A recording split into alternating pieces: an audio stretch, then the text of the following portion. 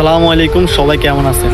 কার হয়তো কোন সময় চলে যায় মানে সেটা উপর আল্লাহ ছাড়া আর কেউ জানে না। কালকে আমার নানার বাড়ি, আমার নানি একজন দুঃসম্পর্কের নানি একজন, উনি কালকে ভাত খাইতে গেছে, ভাত বুকের মধ্যে আটকি দম মানে আটকি জাগাতের মধ্যে ডেট হয়ে গেছে, হাসপাতাল নিয়ে নেওয়ার সময় হয়নি, মানে জাগাতে ডেট অল্প কিছুক্ষণের মধ্যে। তো উনি আমাদের সকাল থেকে ছোটোকাল থেকে অনেক আদর যত্ন করছে, এই পর্যন্ত করছে, অনেক আদর যত্ন করছে সবসময়। কিন্তু কালকে রাত্রে এই কথাটা শুনে মানে মানতে পারি না, বিশ্বাসই করতে পারি না যে উনি এই সময় উনি চলে যাবে আমাদের ছেড়ে।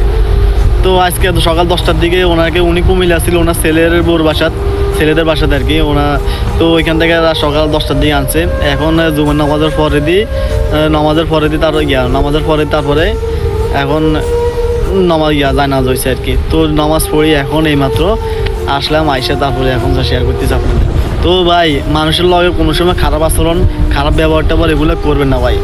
কারোর সাথে কোনো সময় বেমানি করবেন না, সিটিংবাজি করবেন না।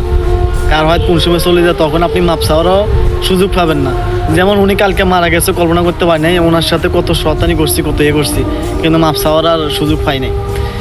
বিশেষ করে ভাই এগুলো মাথায় রাখবেন, কারোর সাথে কখনো খারাপ ব্যবহার করবেন না, কারোর সাথে কখনো মানে কিছু করবেন না, কারোর সাথে কোনো কিছু করবেন না ভাই, বুঝছেন? কার হয়তো কোন সময় চলে যায় কিছু আপনি নিজেও ভাবতে পারেন না।